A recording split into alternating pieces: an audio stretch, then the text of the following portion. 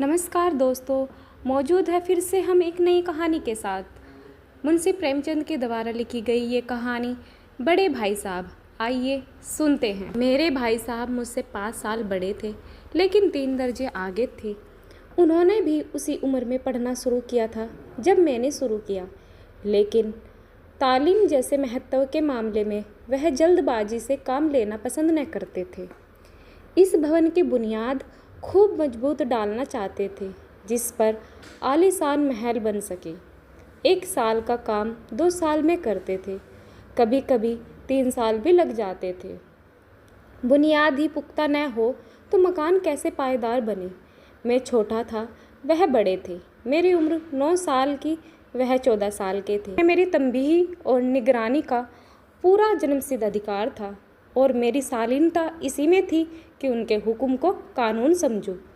वह स्वभाव के बड़े अध्ययनशील थे, हरदम किताब खोले बैठे रहते, और शायद दिमाग को आराम देने के लिए कभी कभी कापी पर, कभी किताब के हाशियों पर चिड़ियों, कुत्तों, बिल्लियों की तस्वीर बनाया करते थे। कभी कभी एक ही नाम या शब्द या वाक्य 10-20 बार लिख डालते। कभी एक शेर को बार बार सुंदर अक्षर से नकल करते। कभी ऐसी शब्द रचना करते जिसमें न कोई अर्थ न कोई सामंजस्य। मसलन एक बार उनकी कॉपी पर मैंने यह इबारत देखी, स्पेशल अमीना, भाइयों भाइयों, दरअसल भाई भाई, राधे श्याम, श्रीयुत राधे श्याम। 1 घंटे तक इसके बाद एक आदमी का चेहरा बना हुआ था। मैंने चेष्टा की इस पहेली का कोई अर्थ निकालूं, लेकिन असफल रहा और उनसे पूछने का साहस न हुआ। वह 9वीं जमात में थे, मैं 5वीं में। उनकी रचनाओं को समझना मेरे लिए छोटा मुँह बड़ी बात थी। मेरा जी पढ़ने में बिल्कुल न लगता था। 1 घंटा भी किताब लेकर बैठना पहाड़ था। मौका पाते ही हॉस्टल से निकलकर मैदान में आ जाता, और कभी कंकारियाँ उछालता, कभी कागज़ की तितलियाँ उड़ाता, और कहीं कोई साथी मिल गया तो पूछना ही क्या, कभी 4 दीवारी पर चढ़कर नीचे कूद रहे, कभी फाटक पर वार। उसे आगे पीछे चलाते हुए मोटर कार का आनंद उठा रहे थे। लेकिन कमरे में आते ही भाई साहब का रौद्र रूप देखकर प्राण सूख जाते।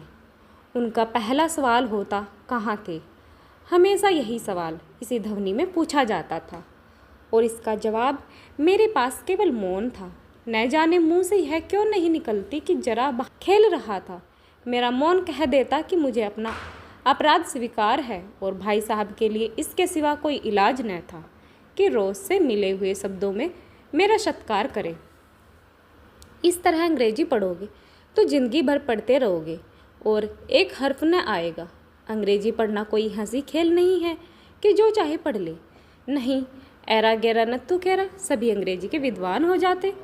यहाँ रात दिन आंखें फोड़नी पड़ती है और खून जलाना पड़ता है जब कहीं यह विद्या आती है, और आती है क्या, हाँ कहने को आ जाती है।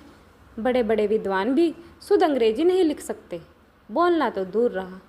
और मैं कहता हूँ, इतने भोंदू हो कि मुझे देखकर भी नहीं लेते। मैं कितनी मेहनत करता हूँ, तुम अपनी आंखें देखते हो। अगर नहीं देखते तो यह तुम्हारी आंखों का कसूर है, तुम्हारी बुद्धि का कसूर है। इतने मेल तमाशे होते हैं, मुझे तुम में कभी देखने जाता। रोज़ क्रिकेट और हॉकी मैच होते हैं, मैं पास नहीं फटकता। हमेशा पढ़ता रहा हूँ, उस पर भी 1-1 दर्जे में 2-2, 3-3 साल पार 3 साल पढ़ा रहता हूँ। फिर तुम कैसे आशा करते हो कि तुम यूँ खेल कूद में वक्त गंवाकर पास हो जाओगे? मुझे तो 2 ही 3 साल लगते हैं, तुम उम्र भर इसी दर्जे में पड़े सड़ते रहोगे। अगर तुम्हें इस तरह उम्र गंवानी है तो बेहतर है घर चले जाओ और मज़े से गुल्ली डंडा खेलो। दादा की गाड़ी कमाई के रुपए क्यों बर्बाद करते हो? मैं है लताड़ सुनकर आंसू बहाने लगता। जा भी क्या था, अपराध तो मैंने किया, लताड़ कौन सही। भाई साहब उपदेश की कला में निपुण थे। ऐसी ऐसी लगती बातें कहते, ऐसे ऐसे सुक्ति बाण चलाते कि मेरे जिगर के टुकड़े टुकड़े हो जाते और हिम्मत छूट जाती है। इस तरह जान तोड़कर मेहनत करने की शक्ति मैं अपने में न पाता था, और उस निराशा में जरा देर के लिए मैं सोचने लगता, क्यों ना घर चला जाऊं, जो काम मेरे बूते के बराबर है जूते के बराबर है, उसमें हाथ डालकर क्यों अपनी ज़िंदगी ख़राब करूं। मुझे अपना मूर्ख रहना मंजूर था, लेकिन उतनी मेहनत से मुझे तो चक्कर आ जाता था। लेकिन घंटे 2 घंटे बाद निराशा के बादल फट जाते और मैं इरादा करता कि आगे से खूब जी लगाकर पढ़ूंगा। चटपट एक टाइम टेबल बना डाली, बिना पहले से नक्शा बनाए, बिना कोई स्कीम तैयार किए काम कैसे शुरू हो। टेबल में खेल कूद की मद बिल्कुल उड़ जाती। सुबह उठना, 6 बजे मुंह हाथ धोना, नाश्ता करके बैठना, 6 से 8 तक अंग्रेजी, 8 से 9 तक हिसाब, 9 से 9:30 तक इतिहास, फिर भोजन और स्कूल। 3:30 बजे स्कूल से वापस होकर आधा घंटा आराम, 4 से 5 तक भूगोल, 5 से 6 तक ग्रामर, आधा घंटा हॉस्टल के सामने टहलना, 6:30 से 7 तक कंपोजिशन, फिर भोजन करके 8 से 9 तक अनुवाद, 9 से 10 तक हिंदी, 10 से 11 तक विविध विषय, फिर विश्राम। मगर टाइम टेबल बना लेना एक बात है, उस पर अमल करना दूसरी बात। पहले ही दिन से उसकी अवहेलना शुरू हो जाती है। मैदान की वह सुखद हरियाली, हवा के वह हल्के हल्के झोंके, फुटबॉल की उछल कूद, कबड्डी के वह दाव घात, वॉलीबॉल की वह तेजी और फुर्ती मुझे अज्ञात और अनिवार्य रूप से खींच लेती है। और वहाँ जाते ही मुझे सब कुछ भूल जाता हूँ। वह जानलेवा टाइम टेबल, वह आंखें फोड़ पुस्तकें, किसी की याद न रहती। और फिर भाई साहब को नसीहत और फजीहत का अवसर मिल जाता। मैं उनके साए से भागता, उनकी आंखों से दूर रहने की चेष्टा करता। कमरे में इस तरह दबे पाँव आता कि उन्हें खबर न हो। उनकी नज़र मेरी ओर उठी और मैंने प्राण निकाले। हमेशा सिर पर नंगी तलवार सी लटकती मालूम होती। फिर भी जैसे मौत और विपत्ति के बीच में भी आदमी मोह और माया के बंधन में जकड़ा रहता है। मैं फटक कर और गुड़कियाँ खाकर भी खेलकूद का तिरस्कार न कर सकता। सालाना परीक्षा हुई, भाई साहब फेल हो गए, मैं पास हो गया और दर्जे में प्रथम आया। मेरा उनके बीच केवल 2 साल का अंतर रह गया। जी में आया भाई साहब को आड़े हाथे लूँ। आपकी वह घोर तपस्या कहाँ गई। मुझे देखे मज़े से खेलता भी रहा और दर्जे से अव्वल भी हूँ, लेकिन वह इतने दुखी और उदास थे कि मुझे हमदर्दी हुई और उनके घाव पर नमक छिड़कने का विचार ही लज्जास्पद जान पड़ा। हाँ, अपने ऊपर कुछ अभिमान हुआ और आत्माभिमान भी बढ़ा। भाई साहब का वह रोब मुझ पर न रहा। आज़ादी से खेलकूद में शरीक होने लगा। दिल मजबूत था। अगर उन्होंने फिर मेरी फिजत की तो साफ कह दूंगा, आपने अपना खुल जलाकर कौन सा तीर मारा। मैं तो खेलकूदते दर्जे में अव्वल आ गया। जवाब से यह हेकड़ी जताने का साहस न होने पर भी मेरे रंग ढंग से साफ जाहिर होता था कि भाई साहब का वह आतंक अब मुझ पर नहीं है। भाई साहब ने इसे भांप लिया। उनकी सहसत बुद्धि बड़ी तीव्र थी। एक दिन जब मैं भोर का सारा समय गुल्ली डंडे के भेंट करके ठीक भोजन के समय लौटा, तो भाई साहब ने मानो तलवार खींच ली और मुझ पर टूट पड़े। देखता हूँ साल पास हो गए और दर्जे में अव्वल आ गए। तो में दिमाग है, मगर भाईजान घमंड तो बड़े बड़े का नहीं रहा। तुम्हारी क्या हस्ती। इतिहास में रावण का हाल तो पढ़ा ही होगा। उसके चरित्र से तुमने कौन सा उपदेश लिया। यो ही पढ़ गए। महज इम्तिहान पास कर लेना कोई चीज़ नहीं है। असल चीज़ है बुद्धि का विकास।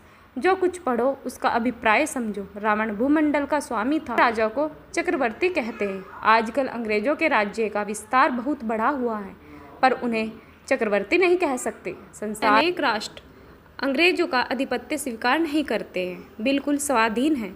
रावण चक्रवर्ती राजा था। संसार के सभी महीप उसे कर देते हैं। बड़े बड़े देवता उसकी गुलामी करते थे।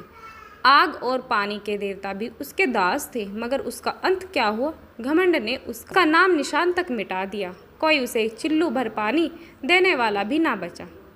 आदमी को कुकर्म चाहे कर, पर अभिमान न करे। इतराए नहीं, अभिमान किया और दीन दुनिया से गया। शैतान का हाल भी पढ़ा ही होगा। उसे यह अनुमान हुआ कि ईश्वर का उससे बढ़कर सच्चा भक्त कोई ही नहीं। अंत में यह हुआ कि स्वर्ग से नरक में ढकेल दिया गया। साहे रूम ने भी एक बार अहंकार किया था, भीख मांग मांग कर मर गया। तुमने तो अभी केवल एक दर्जा पास किया और अभी से तुम्हारा सिर फिर गया, तब तो तुम आगे बढ़ चुके।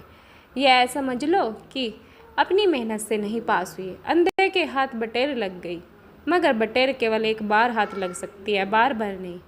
कभी कभी गुल्ली डंडे में भी अंधा चोट निशान पड़ जाता है, उससे कोई सफल खिलाड़ी नहीं हो जाता। सफल खिलाड़ी वही जिसका कोई निशान खाली ना जाए। मेरे फेल होने पर ना जाओ, मेरे दर्जे में आओगे तो दांतों पीसना आएगा। जब अलजबरा और ज्योमेट्री के लोहे चने चबाने पड़ेंगे, इतिहास पढ़ना पड़ेगा। बादशाहों के नाम याद रखना आसान नहीं है। 8 हेनरी को गुजरे हैं, कौन सा कांड किस हेनरी के समय हुआ, क्या यह याद कर लेना आसान समझते हो? हेनरी 7वें की जगह हेनरी 8वां लिखा और सब नंबर गायब। किस ख्याल में हो? दर्जनों जो जेम्स हुए हैं, दर्जनों विलियम, कोडियो, चार्ल्स दिमाग चक्कर खाने लगता है, आदि रोग हो जाता है। इन अभागों को नाम भी न जुड़ते, एक ही नाम के पीछे दायम, तेयम, चहारम, पाँचम लगाते चले गए। मुझसे पूछते तो 10 लाख नाम बता देता। और ज्योमेट्री जो बस खुदा ही की पनाह, ए बैजय की जगह अजय लिख दिया, सारे नंबर कट गए। कोई इन निर्दयी मुमतहीनों से नहीं पूछता कि आखिर ए बैजय और अजय में क्या फ़र्क है, और व्यर्थ की बात के लिए क्यों छात्रों का खून करते हैं। दाल भात रोटी खाई या भात दाल रोटी खाई, इसमें क्या रखा है? मगर इन परीक्षकों को क्या परवाह, वह तो वही देखते हैं जो पुस्तक में लिखा है। चाहते हैं कि लड़के अक्सर रट डाले और इसी रटन का नाम शिक्षा रख थोड़ा है। और आखिर में इन सिर पैर की बातों के पढ़ने से क्या फ़ायदा? इस रेखा पर वह लम्ब गिरा तो आधार लम्ब से दोगुना होएगा। पूछे इससे प्रयोजन दुगना नहीं चौगुना हो जाए या आधा ही रह जाए मेरी बला से। लेकिन परीक्षा में पास होना है तो यह सब खुराफात याद करनी पड़ेगी। कह दिया समय की पाबंदी पर एक निबंध लिखो जो 4 पन्नों से कम न हो। अब आप कॉपी सामने खोले, कलम हाथ में लिए उसके नाम को रोइए। कोई नहीं जानता कि समय की पाबंदी बहुत अच्छी बात है, इससे आदमी के जीवन में संयम आ जाता है, दूसरों का उस पर स्नेह होने लगता है और उसके कारोबार में उन्नति होती है। जरा सी बात पर 4 पन्ने कैसे लिखे? जो बात एक वाक्य में कही जा सकती है उसे 4 पन्ने में लिखने की ज़रूरत, मैं इसे हिमाकत समझता हूँ। यह तो समय की किफ़ायत नहीं बल्कि उसका दुरुपयोग है कि व्यर्थ में किसी बात को ठूंस दिया। हम चाहते हैं आदमी को जो कुछ कहना हो चटपट कह दे और अपनी राह ले, मगर नहीं, आपको 4 पन्ने रगड़ने पड़ेंगे। चाहे जैसे लिखिए, पन्ने भी पूरे फुल स्केप आकार के हैं। यह छात्रों पर अत्याचार नहीं तो और क्या है? अनर्थ तो यह है कि कहा जाता है संक्षेप में लिखो। समय की पाबंदी पर संक्षेप में एक निबंध लिखो जो 4 पन्नों से कम न हो। ठीक संक्षेप में 4 पन्ने हुए नहीं, शायद 100-200 पन्ने लिखवाते हैं। तेज भी दौड़िए और धीरे भी, उल्टी बात या नहीं। बालक भी इतनी सी बात समझ सकता है, लेकिन इन अध्यापकों को इतनी तमीज़ भी नहीं है। उस पर दावा है कि हम अध्यापक हैं। मेरे दर्जे में आओगे लाला तो ये सारे पापड़ बेलने पड़ेंगे, तब आटे दाल का भाव मालूम होगा। इस दर्जे में अव्वल आ गए हो, वो ज़मीन पर पाँव नहीं रखते, इसलिए मेरा कहना मानिए। लाख फेल हो गया हूँ लेकिन तुमसे बड़ा हूँ। संसार का मुझे तुमसे ज़्यादा अनुभव है। जो कुछ कहता हूँ उसे गिरह बांधिए, नहीं पछताओगे। स्कूल का समय निकट था, नहीं ईश्वर जाने यह उपदेश माला कब समाप्त होती। भोजन आज मुझे निस्वाद सा लग रहा था। जब पास होने पर यह तिरस्कार हो रहा तो फेल हो जाने पर तो शायद प्राण ही लिए जाए। भाई साहब ने अपने दर्जे की पढ़ाई का जो भयंकर चित्र खींचा था उसने मुझे भयभीत कर दिया। स्कूल छोड़कर घर नहीं भागा, यही ताज्जुब है। लेकिन इतने तिरस्कार पर भी पुरस्कार में मेरी अरुचि जो कि त्यों बनी रही। खेल कूद का कोई अवसर हाथ से न जाने देता पता भी था, मगर बहुत कम, बस इतना कि रोज़ का टास्क पूरा हो जाए और दर्जे में जलील न होना पड़े। अपने ऊपर जो विश्वास पैदा हुआ वह फिर लुप्त हो गया और फिर चोरों का सा जीवन कटने लगा। फिर सालाना इम्तहान हुआ और कुछ ऐसा संयोग हुआ कि मैं फिर से पास हुआ और भाई साहब फिर फेल हो गए। मैंने बहुत मेहनत न की पर न जाने कैसे दर्जे में अव्वल आ गया। मुझे अचरज हुआ। भाई साहब ने प्राण तक परिश्रम किया था, कोर्स का एक एक शब्द चाट गए। 10 बजे रात तक इधर, 4 बजे भोर से उबर, 6 से 9:30 तक स्कूल जाने के पहले मुद्रा कांतिहीन हो गई, मगर बेचारे फेल हो गए। मुझे उन पर दया आती थी। नतीजा सुनाया गया तो वह रो पड़े और मैं भी रोने लगा। अपने पास होने वाली खुशी आधी हो गई। मैं भी फेल हो गया होता तो भाई साहब को इतना दुख न होता, लेकिन विधि की बात कौन टाले। मेरे और भाई साहब के बीच में अब केवल एक दर्जे का अंतर रह गया। मेरे मन में एक कुटिल भावना उदय हुई कि कहीं भाई साहब 1 साल और फेल हो जाए तो मैं उनके बराबर हो जाऊंगा, फिर वह किस आधार पर मेरी वजीहत कर सकेंगे। लेकिन मैंने इस कमीने विचार को दिल से बलपूर्वक निकाल डाला। आखिर वह मुझे मेरे हित के विचार से ही तो डांटते हैं। मुझे उस वक्त अप्रिय लगता है अवश्य, मगर यह शायद उनके उपदेशों का ही असर है कि मैं दनादद पास होते जा रहा हूँ। इतने अच्छे नंबर्स आ रहे हैं अब कि भाई साहब बहुत कुछ नरम पड़ गए। कई बार मुझे डांटने का अवसर पाकर भी उन्होंने धीरज से काम लिया। शायद अब वह खुद समझने लगे कि मुझे डांटने का अधिकार उन्हें नहीं रहा, या रहा तो बहुत कम। मेरी सवचदनता भी बढ़ी। उनकी सहिष्णुता का अनुचित लाभ उठाने लगा। मुझे कुछ ऐसी धारणा हुई कि मैं तो पास ही हो जाऊंगा, पढ़ूं या ना पढ़ूं, मेरी तकदीर बलवान है। इसलिए भाई साहब के डर से जो थोड़ा बहुत पढ़ लिया था वह भी बंद हुआ। मुझे कनकोए उड़ाने का नया शौक पैदा हो गया। अब सारा समय पतंगबाजी की भेंट होता था। फिर भी मैं भाई साहब का अदब करता था और उनकी नज़र बचाकर कनकोए उड़ाता था। मांझा देने, कन्ने बांधने, पतंग टूर्नामेंट की तैयारी आदि समस्याएं अब गुप्त रूप से हल की जाती थी। भाई साहब को यह संदेह न करने देता था कि उनका सम्मान और लिहाज मेरी नज़रों से कम हो गया।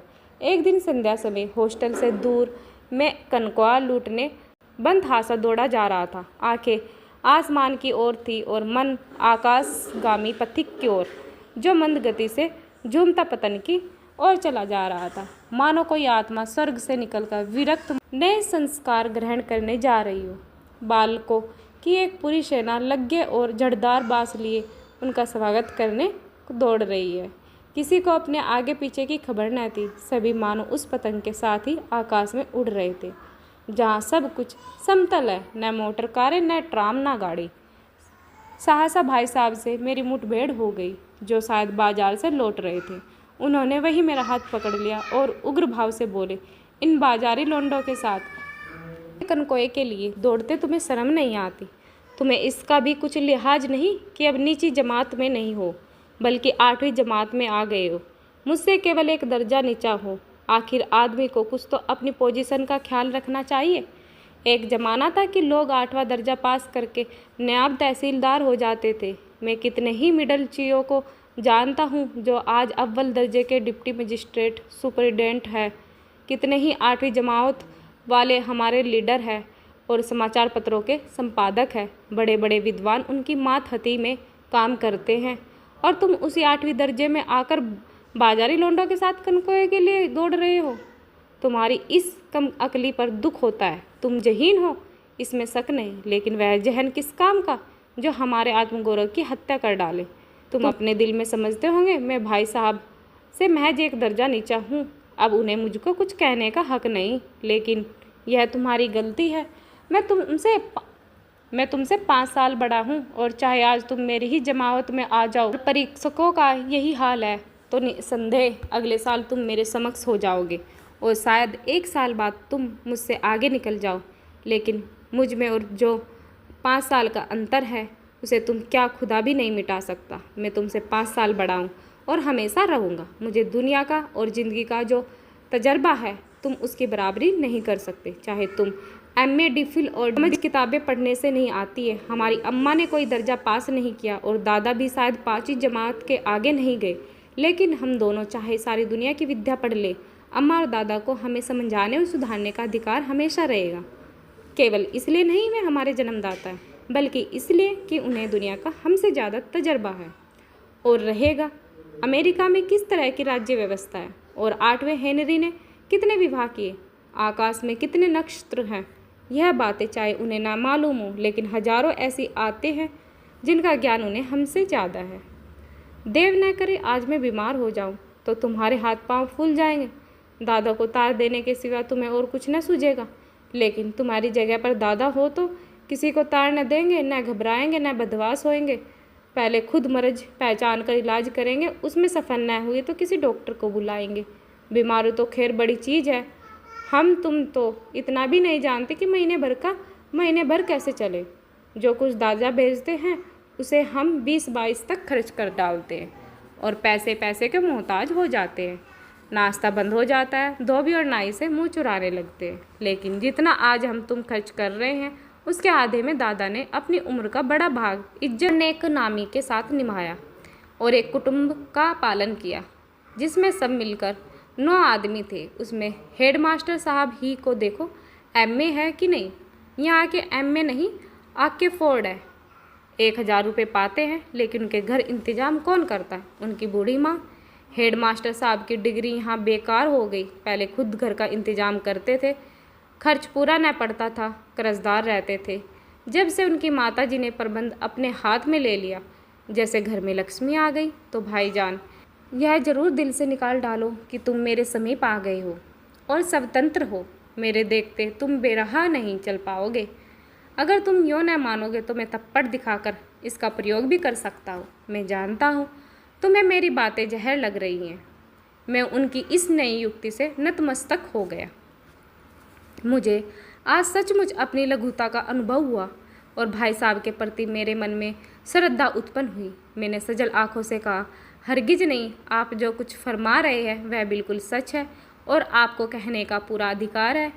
भाई साहब ने मुझे गले लगा लिया और बाल कनकाए उड़ाने को मना नहीं करते। मेरा जी भी ललचाता है, लेकिन क्या करूं, खुद बेरहा चलूं तो तुम्हारी परीक्षा कैसे करूं? यह कर्तव्य भी तो मेरे सिर पर है। संयोग से उसी वक्त एक कटा हुआ कनकोआ हमारे ऊपर से गुजरा। उसकी डोर लटक रही थी। लड़कों का एक गोल पीछे से दौड़ा चला आता था। भाई साहब लंबे हैं, उन्होंने उछलकर उसकी डोर पकड़ ली और बेतहास होटल की तरफ दौड़े। मैं पीछे पीछे दौड़ रहा था। दोस्तों, आज की कहानी हमारी कैसी लगी कमेंट में ज़रूर बताना और चैनल को सब्सक्राइब करना ना भूलें। साथ में बेल आइकन ज़रूर दबाएं।